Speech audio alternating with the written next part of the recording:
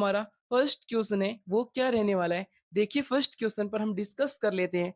देखिए मानव रक्त का पीएच मान कितना होता है। देखिए मैंने आपको बहुत बार आपको बता भी चुका हूं कि जो आपका पीएच स्केल है उसको आपको अच्छे से समझना है। देखिए अगर आपको पीएच स्केल समझ में आ गया तो आप पदार्थ की प्रकृति भी बता सकते हैं, यानी कि उसके मतलब उसका जो पीएच मान के स्थान पर आप उसकी प्रकृति भी बता सकते हैं, ठीक है। तो देखिए पहले मैं एक बार और आपको बता देता हूँ पीएच स्केल के बारे में अच्छे से।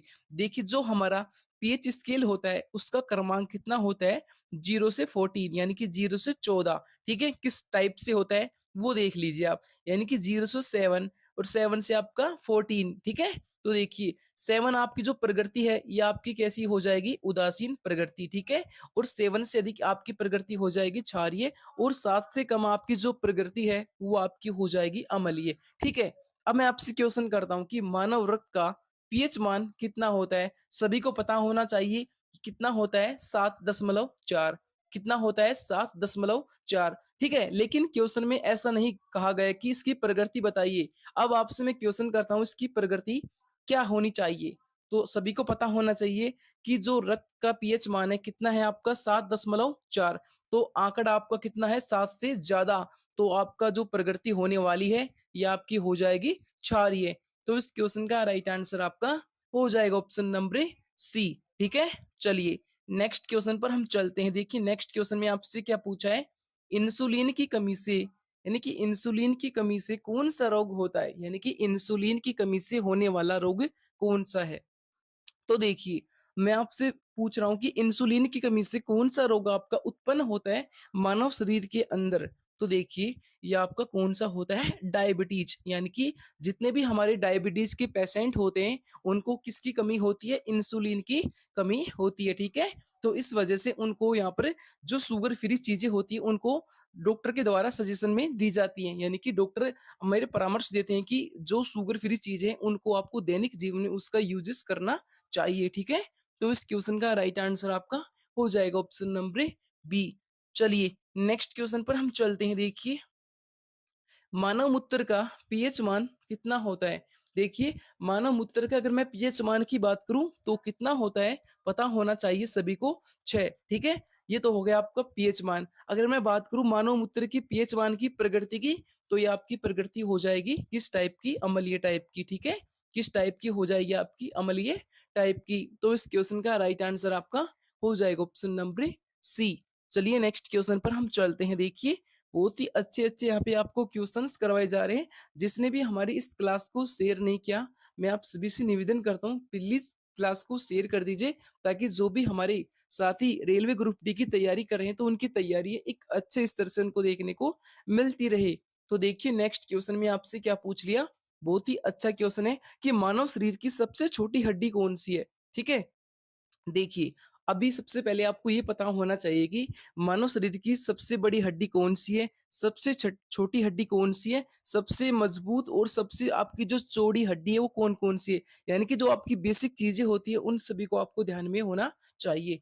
तो मैं बात करता हूँ कि मानव शरीर की सबसे छोटी हड्डी कौन-सी है, तो ये आपकी हो जाएगी स्टेपिज। कौन-सी हो जाएगी आपकी, स्टेपिज। अब आपकी पाई कहाँ जाती है, कान के अंदर, ये आपकी पाई जाती है मध्य कर्ण में। कहाँ पे पाई जाती है आपकी, मध्य कर्ण में। तो इस क्वेश्चन का राइट आंसर आपका हो जाएगा ऑप्शन नंबर बी। कहाँ पे पाई जाती है आपकी, मध्य कर्ण में, ठीक है। चलिए नेक्स्ट क्वेश्चन पर हम चलते हैं। देखिए नेक्स्ट क्वेश्चन में आपसे क्या पूछा है, बहुत ही अच्छा क्वेश्चन है आप सभी लोगों के लिए। इंसुलिन स्रावित होती है, इंसुलिन स्रावित होती है तो कहाँ से स्रावित होती है इंसुलिन, तो ये आपकी स्रावित होती है अग्नाशय में। कहाँ पे स्रावित होती है आपकी, अग्नाशय में। तो इस क्वेश्चन का राइट आंसर आपका हो जाएगा ऑप्शन नंबर ए। कहाँ पे स्रावित होती है आपकी, अग्नाशय में, ठीक है। चलिए नेक्स्ट क्वेश्चन पर हम चलते हैं। देखिए नेक्स्ट क्वेश्चन में आपसे क्या पूछा है, लाल रक्त, यानी कि लाल रक्त का निर्माण कहाँ होता है, सभी को पता होना चाहिए। क्वेश्चन बहुत बार आपके रिपीट भी हो चुकी है, ठीक है। देखिए जो आपका ब्लड है इसका जो निर्माण है वो कहाँ पे होता है, तो ये आपका होता है अस्थि मज्जा में। कहाँ पे होता है प्यारे साथियों, अस्थि मज्जा में। तो इस क्वेश्चन का राइट आंसर आप क्या करके आएंगे, अगर आपसे एग्जाम में ये क्वेश्चन पूछ लिया जाए तो ये आपका हो जाएगा अस्थि मज्जा। तो इस क्वेश्चन का राइट आंसर आपका हो जाएगा ऑप्शन नंबर ए। चलिए नेक्स्ट क्वेश्चन पर हम चलते हैं। देखिए हीलियम की खोज किसने की थी? देखिए आपने पढ़ा होगा हीलियम, लिथियम, ड्यूटेरियम, यानी कि जो आपके हाइड्रोजन के जो समस्थानिक है उनके बारे में आपको नॉलेज होनी चाहिए। यानी कि हीलियम की खोज किस वैज्ञानिक ने की? तो ये आपकी वैज्ञानिक की मैं बात करूं तो ये आपके हो जाएंगे लोकेयर। किस वैज्ञानिक ने किया? आपकी लोकेयर ने। तो इस क्वेश्चन का राइट आंसर आपका हो जाएगा ऑप्शन नंबर बी। चलिए नेक्स्ट क्वेश्चन पर हम चलते हैं। देखिए नेक्स्ट क्वेश्चन में आपसे क्या पूछा है? पारद थर्मामीटर, यानी कि जो आपका पारद थर्मामीटर है उसका आविष्कार किसने किया था? तो किसने किया था पारद थर्मामीटर का आविष्कार? तो ये आपके किसने किया था? फॉरनाइट ने। किसने किया था? फॉरनाइट ने। यानी कि फॉरनाइट एक साइंटिस्ट का नाम है जिन्होंने पारद थर्मामीटर का क्या किया? आविष्कार किया किया ठीक है। और आपको मैं बता दूं कि जो आपको गैलीलियो, इन्होंने क्या किया? दूरबीन का आविष्कार किया। गैलीलियो ने किसका आविष्कार किया? दूरबीन का। ठीक है। और न्यूटन के बारे में आप तो पढ़ा ही होगा। ठीक है। यानी कि ये आपकी छोटी छोटी बातें हैं, इन सभी के बारे में आपको अच्छे से जानकारी होनी चाहिए। चलिए नेक्स्ट क्वेश्चन पर हम चलते हैं। देखिए नेक्स्ट क्वेश्चन में आपसे क्या पूछा है कि निम्न में से कौन वनस्पति फाइबर का आधार है? यानी कि वनस्पति फाइबर पता होना चाहिए। वनस्पति फाइबर क्या है आपका? तो क्या है वनस्पति फाइबर? तो ये आपका होता है सेलुलोज। क्या होता है आपका? सेलुलोज। यानी कि वनस्पति फाइबर क्या है? आपका एक सेलुलोज। तो इस क्वेश्चन का राइट आंसर आपका हो जाएगा ऑप्शन नंबर ए। ठीक है। क्या हो जाएगा आपका? सेलुलोज। चलिए नेक्स्ट क्वेश्चन पर हम चलते हैं। देखिए नेक्स्ट क्वेश्चन में आपसे क्या पूछा है? ग्लाइकोल का प्रयोग किसके निर्माण में किया जाता है? जो आपका ग्लाइकोल है इसका प्रयोग किसके निर्माण में किया जाता है? तो इसका टेरिलीन, यानी कि टेरिलीन के निर्माण में ग्लाइकोल ग्लाइकोल का प्रयोग किया जाता है। तो इस क्वेश्चन का राइट आंसर आपका हो जाएगा ऑप्शन नंबर सी। चलिए नेक्स्ट क्वेश्चन पर हम चलते हैं। देखिए एक माइक्रोन बराबर है, तो किसके बराबर है आपका एक माइक्रोन? मैं बात करूं एक माइक्रोन की तो ये आपका हो जाएगा 1/1000, यानी कि 1/1000 मिमी, यानी कि मिलीमीटर। कितना हो जाएगा आपका? एक माइक्रोन बराबर 1/1000 मिलीग्राम। तो इस क्वेश्चन का राइट आंसर आपका हो जाएगा ऑप्शन नंबर सी। और आपको इस क्वेश्चन को मोस्ट इंपोर्टेंट कर लीजिए। ये क्वेश्चन आपका बहुत कई एग्जामों में आपको देखने को भी मिल गया होगा। यानी कि बहुत एग्जामों में आपका ये क्वेश्चन रिपीट भी हुआ, यानी कि बार बार आपका ये क्वेश्चन पूछा भी जा चुका है। ठीक है। चलिए नेक्स्ट क्वेश्चन पर हम चलते हैं। देखिए नेक्स्ट क्वेश्चन में आपसे क्या पूछा है कि प्यास का केंद्र कहाँ होता है? तो प्यास का जो केंद्र है ये आपका कहाँ होता है? तो ये आपका होता है हाइपोथैलेमस। क्या होती है आपकी हाइपोथैलेमस? एक आपकी मुट्ठी के आकार की संरचना होती है जो मानव शरीर के अंदर आपकी उपस्थित होती है। क्या हो जाएगा? हाइपोथैलेमस, जो कि आपका एक प्याज का केंद्र है। किसका केंद्र हो जाएगा? प्याज का। क्या? पायस। पायस का केंद्र क्या? हाइपोथैलेमस। चलिए नेक्स्ट क्वेश्चन पर हम चलते हैं। नेक्स्ट क्वेश्चन में देखिए आपसे क्या पूछा है? देखिए मरस्मस नामक रोग में शरीर का कौन सा अंग प्रभावित होता है? अभी आपको पता होना चाहिए कि जो मरस्मस रोग है वो क्या है। यानी कि प्रोटीन की कमी से होने वाला रोग है। प्रोटीन की कमी से दो रोग होते हैं, सभी को पता होना चाहिए। एक तो आपका हो जाएगा क्वाशियरकोर, एक आपका हो जाएगा मेरिस्मस। जो आपका क्वाशियरकोर है उसमें क्या होता है कि जो बच्चे होते हैं उनमें क्या हो, उनका पेट फूलने लगता है। यानी कि बच्चों में मोटापा देखने को मिलता है। यानी कि मोटापा देखने को बच्चों में मिलता है। किसकी वजह से? क्वाशियरकोर की वजह से। और मैं बात करूं मेरिस्मस रोग की, इसमें क्या होता है? बच्चे मतलब सूखने लगते हैं। यानी कि बच्चों में मतलब बच्चे का पतलापन उनको दिखाई देने पड़ता है। यानी कि बच्चे पतले होने लगते हैं। किस रोग में? आपके मेरिस्मस रोग में। और दोनों रोग आपके होते हैं वो किसकी कमी से होते हैं? प्रोटीन की कमी से। कौन कौन से? मेरिस्मस और आपका क्वाशियरकोर। ठीक है। तो इस क्वेश्चन का राइट आंसर आपका हो जाएगा, क्या हो जाएगा आपका? देखिए इस क्वेश्चन का राइट आंसर आपका हो जाएगा मांसपेशियां। ठीक है। लेकिन मैं बात करूं जो आपका मेरिस्मस रोग है और आपका जो क्वाशियरकोर है ये आपका प्रोटीन की कमी से होने वाले रोग है। ठीक है। ये आपकी बेसिक नॉलेज के लिए है। चलिए नेक्स्ट क्वेश्चन पर हम चलते हैं। देखिए नेक्स्ट क्वेश्चन में आपसे क्या पूछा है? लहसुन में गंध किसके कारण से होती है? आपने देखा होगा कि लहसुन में आपको गंध आती है। ठीक है। ये जो आपकी गंध होती है वो किसकी वजह से आपको मतलब आपको प्रतीत होती है, जो गंध होती है लहसुन में किसकी वजह से आपको प्रतीत होती है प्यारे साथियों, ये आपकी प्रतीत होती है किस वजह से, आपकी एलाइसिस की वजह से, किसकी वजह से आपकी प्रतीत होती है, एलाइसिन की वजह से, किसमें, लहसुन में गंध। तो इस क्वेश्चन का राइट आंसर आप क्या करके आएंगे, अगर आपसे एग्जाम में बाई चांस ये क्वेश्चन आपको मिल जाए तो आपका राइट आंसर क्या हो जाएगा यहाँ पे, डी। चलिए नेक्स्ट क्वेश्चन पर हम चलते हैं। देखिए नेक्स्ट क्वेश्चन में आपसे क्या पूछा है कि बैल का वैज्ञानिक नाम क्या है, यानी कि साइंटिफिक नेम किसका पूछा है, आपका बैल का। तो देखिए बैल का जो साइंटिफिक नेम है वो आपका क्या होने वाला है, बोस प्रीजियम्स टायर्स, क्या हो जाएगा आपका, बोस प्रीजियस टायर्स। तो इस क्वेश्चन का राइट आंसर आपका हो जाएगा ऑप्शन नंबर ए, क्या हो जाएगा आपका, ऑप्शन नंबर ए। चलिए नेक्स्ट क्वेश्चन पर हम चलते हैं। देखिए बकरी का वैज्ञानिक नाम क्या है, जल्दी से कमेंट सेक्शन में बता दीजिए बकरी का वैज्ञानिक नाम क्या है। तो प्यारे साथियों जो बकरी का वैज्ञानिक नाम है ये आपका क्या है, तो ये आपका हो जाएगा केप्टा हिटमस, क्या हो जाएगा, केप्टा हिटमस, क्या हो जाएगा, केप्टा हिटमस। तो इस क्वेश्चन का राइट आंसर आपका हो जाएगा ऑप्शन नंबर बी। ठीक है, चलिए नेक्स्ट क्वेश्चन पर हम चलते हैं। देखिए क्वाशियरकोर किसकी कमी से होता है, मैंने भी आपको थोड़ी देर पहले बताया था कि जो आपका क्वाशियरकोर और आपका जो मिरिस्मस रोग है, यानी कि जो आपके दो रोग हैं ये आपके होते हैं प्रोटीन की कमी से, यानी कि प्रोटीन की कमी से आपके दो रोग होते हैं। जो आपका क्वाशियरकोर रोग है इसमें क्या होता है, बच्चे की त्वचा फूलने लगती है, यानी कि बच्चों में मोटापा देखने को मिलता है। और जो आपका मिरिस्मस रोग होता है इसके अंदर क्या होता है, बच्चे सिकुड़ने लगते हैं, यानी कि बच्चे पतले होने लगते हैं इसके अंदर। ठीक है, लेकिन जो आपके रोग होते हैं दोनों प्रोटीन की कमी से आपके होने वाले रोग हैं। अब आपसे मैं क्वेश्चन में क्या पूछ ले कि क्वाशियरकोर की कमी से होने वाला रोग कौन सा है, तो ये आपका हो जाएगा प्रोटीन की कमी से। अगर आपसे ऐसे भी पूछ लिया जाए कि मेरिस्मस किसकी कमी से होने वाला रोग है, तो भी आपका क्या होने वाला है आंसर इसका, प्रोटीन। ठीक है, इन चीजों को आपको ध्यान में रखना, छोटी छोटी चीजें हैं। चलिए नेक्स्ट क्वेश्चन पर हम चलते हैं। देखिए आम में गुणसूत्रों की संख्या कितनी होती है, देखिए आम में गुणसूत्रों की अगर मैं संख्या की बात करूं तो कितनी होती है आम में गुणसूत्रों की संख्या, तो ये आपकी कितनी होती है, जल्दी से कमेंट सेक्शन में इसका आंसर दे दीजिए। आपके लिए क्वेश्चन है, क्या होने वाला है इस क्वेश्चन का राइट आंसर।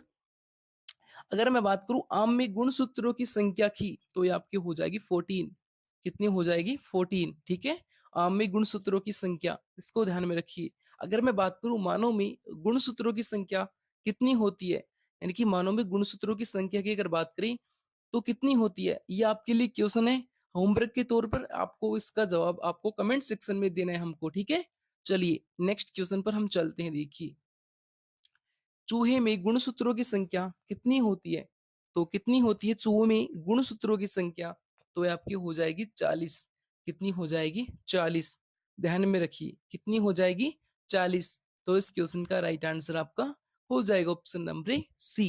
ठीक है, चलिए नेक्स्ट क्वेश्चन पर चलते हैं। देखिए पोलियो किसके द्वारा होता है, जो आपका पोलियो रोग है वो किसके द्वारा होता है, किसके द्वारा फैलता है। तो जो पोलियो रोग का जो आपका रोग जनक है, यानी कि रोग कारक है, किसकी वजह से फैलता है, तो ये आपका फैलता है विषाणु की वजह से। यानी कि इसका जो कारक होने वाला है वो आपका होने वाला है विषाणु, यानी कि जो आपका पोलियो रोग है एक विषाणु की वजह से फैलने वाला रोग है, यानी कर्मी समझ लीजिए आपको। ठीक है, फैलने वाला। तो इस क्वेश्चन का राइट आंसर आपका हो जाएगा ऑप्शन नंबर डी। चलिए नेक्स्ट क्वेश्चन पर हम चलते हैं। देखिए बहुत ही अच्छे क्वेश्चन आपको यहाँ पे करवाए जा रहे हैं, और जिसने भी हमारी इस क्लास को शेयर नहीं किया उनसे मेरा निवेदन है क्लास को शेयर करते रहिए, ताकि जो भी आपकी बेसिक नॉलेज है उसको आपको यहाँ पर इंक्रीज देखने को मिलेगा, क्योंकि आपको यहाँ पर बेसिक बेसिक चीजें आपको यहाँ पर बताई जा रही हैं। ठीक है, देखिए आवर्त सारणी के न्यूनतम प्रतिक्रियाशील तत्व हैं, तो कौन से हो जाएंगे आपके आवर्त सारणी के न्यूनतम प्रतिक्रियाशील तत्व, तो ये आपके हो जाएंगे उत्कृष्ट गैस, कौन सी हो जाएंगी आपकी उत्कृष्ट गैसी। ठीक है, तो इस क्वेश्चन का राइट आंसर आपका होना होना हो जाएगा ऑप्शन नंबर सी।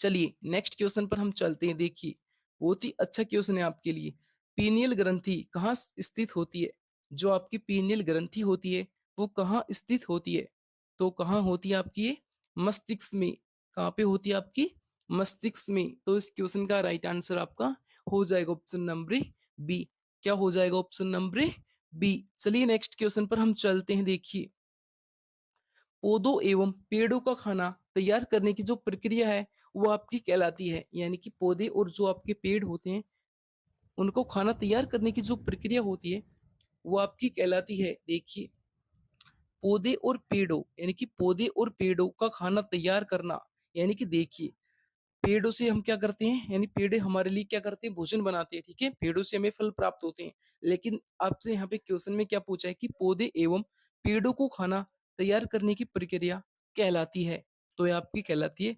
फोटोसिंथेसिस। क्या कहलाती है आपकी? फोटोसिंथेसिस। तो इस क्वेश्चन का राइट आंसर आपका हो जाएगा ऑप्शन नंबर डी। क्या हो जाएगा? Option number D. चलिए नेक्स्ट क्वेश्चन पर हम चलते हैं। देखिए, जैविक सिस्टम में रासायनिक क्रिया को तेज करने के लिए उत्तरदायी पदार्थ है। यानी कि जैविक क्रिया, यानी कि जैविक क्रिया को समझिए पहले आप, ठीक है। यानी कि जैविक सिस्टम में रासायनिक क्रिया को तेज करने के लिए उसको उत्तरदायी पदार्थ बनाता है, तो कौन सा बनाता है? तो ये आपका एंजाइम, यानी कि खास एंजाइमों की आवश्यकता होती है जैविक सिस्टम को समझने के लिए। तो इस क्वेश्चन का राइट आंसर आपका हो जाएगा ऑप्शन नंबर सी। क्या हो जाएगा? Option number C. चलिए नेक्स्ट क्वेश्चन पर हम चलते हैं। देखिए, बहुत ही अच्छे क्वेश्चन आपको यहाँ पे करवाए जा रहे हैं। देखिए, सेप्टिक टैंक से निकलने वाली गैसों में मुख्यतः कौन सी गैस होती है? देखिए, सेप्टिक टैंक के बारे में आपको पता तो होगा, ठीक है। देखिए, जो आपके सेप्टिक टैंक होते हैं, जो उनसे गैस आपकी रिलीज होती है, कौन सी गैस होती है? तो ये आपकी कौन सी गैस होती है?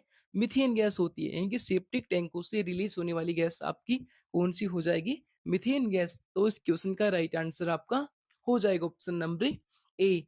चलिए नेक्स्ट क्वेश्चन पर हम चलते हैं। देखिए, इथेन गैस का स्वाद कैसा होता है? यानी कि जो आपकी इथेन गैस है, उसका स्वाद कैसा होता है? मीठा होता है, कड़वा होता है, खट्टा होता है, एक नमकीनी टाइप का होता है। देखिए, जो आपकी इथेन गैस होती है, अगर मैं बात करूँ इसके फ्लेवर की, तो ये आपका हो जाएगा मीठा। यानी कि आपका मीठा हो जाएगा, यानी कि शर्करा। शर्करा आपको पता होगा क्या होती है आपकी? मीठी होती है, लेकिन आपकी शुगर फ्री होती है, ठीक है। तो इस क्वेश्चन का राइट आंसर आपका हो जाएगा ऑप्शन नंबर ए। चलिए नेक्स्ट क्वेश्चन पर हम चलते हैं। देखिए, बहुत ही अच्छा क्वेश्चन है आपके लिए कि गर्म हवा के गुब्बारों में कौन सी गैस प्रयोग में ली जाती है? यानी कि जो आपके गर्म हवा के जो गुब्बारे होते हैं उनमें कौन सी गैस आपकी भरी जाती है? तो देखिए, कौन सी गैस आपकी गर्म हवा के गुब्बारों में भरी जाती है? तो ये आपकी हो जाएगी प्रोपेन गैस। कौन सी हो जाएगी? प्रोपेन गैस, ठीक है। और आपको मैं बता दूं, नाइट्रोजन सबसे हल्की गैस होने के कारण इसको हम टायरों में भी भर सकते हैं। यानी कि जो आपके हवाई जहाजों के जो टायर होते हैं बड़े बड़े, उनके अंदर आपकी नाइट्रोजन गैस आपकी भरी जाती है, ठीक है। चलिए नेक्स्ट क्वेश्चन पर हम चलते हैं। देखिए, नेक्स्ट क्वेश्चन में आपसे क्या पूछा है कि फलों को कृत्रिम तरीके से पकाने वाली गैस कौन सी है? देखिए, जो आपके फल कच्चे रह जाते हैं उनको पकाने के लिए हमें कृत्रिम एक गैस का यूज करते हैं। तो फलों को कृत्रिम तरीके से पकाने वाली गैस कौन सी है? तो कौन सी हो जाएगी आपकी? Acetylene gas. कौन सी हो जाएगी आपकी? एसिटिलीन गैस, जो कि फलों को एक कृत्रिम तरीके से पकाने का कार्य करती है। तो इस क्वेश्चन का राइट आंसर आपका हो जाएगा ऑप्शन नंबर सी। चलिए नेक्स्ट क्वेश्चन पर हम चलते हैं। देखिए, नेक्स्ट क्वेश्चन में आपसे क्या पूछा है? देखिए, ओरलोन किससे बनने वाली पॉलीमर है? यानी कि जो आपकी ओरलोन है वो किससे बनने वाली पॉलीमर है? प्यारे साथियों, किससे बनने वाली पॉलीमर है आपकी ओरलोन? तो ये आपकी हो जाएगी एक्रिलो नाइट्राइल। क्या हो जाएगी आपकी? Acrylo nitrile. तो इस क्वेश्चन का राइट आंसर आपका हो जाएगा ऑप्शन नंबर ए। तो प्यारे साथियों, जो आपका आखिरी क्वेश्चन उसको देख लीजिए, उसके बाद हमारी क्लास फिनिश होती है, ठीक है। देखिए, टेफ्लॉन क्या है? सभी को पता होना चाहिए कि जो आपका टेफ्लॉन है वो क्या है। तो क्या है टेफ्लॉन? तो ये आपका हो जाएगा फ्लोरोकार्बन। क्या हो जाएगा आपका? फ्लोरोकार्बन। तो इस क्वेश्चन का राइट आंसर आपका हो जाएगा ऑप्शन नंबर ए, ठीक है। तो मेरे प्यारे साथियों, ये थे आपके साइंस के क्वेश्चनों की क्लास, जो कि आपकी इस वीडियो में कंप्लीट हो चुकी है। आई होप आपको यहाँ पे जो भी मैंने क्वेश्चन करवाए हैं वो सभी आपको एक बेसिक तरीके से करवाए हैं, और आपको मैं अच्छे से मैंने आपको समझाया भी यहाँ पे क्लास के माध्यम से सभी क्वेश्चनों के बारे में। अगर आपको ये क्लास हमारी अच्छी लगी हो तो इस क्लास को आपको शेयर करना है, ताकि सभी साथियों तक हमारी ये क्लास पहुंचे। और जो भी हमारे प्यारे साथी ग्रुप डी की तैयारी कर रहे हैं, तो उनकी तैयारी एक अच्छे स्तर से, एक बेसिक तरीके से उनको यहाँ पर देखने को मिलती रहे। और हमारे चैनल के माध्यम से सभी लोगों को अच्छे से पता होना चाहिए कि कंटिन्यू सीरीज चल रही है साइंस की। और जिसने भी चैनल को सब्सक्राइब नहीं किया, चैनल को सब्सक्राइब कर ले। तो हम मिलते हैं किसी नेक्स्ट इसके पार्ट में। जब तक के लिए जय हिंद, जय भारत।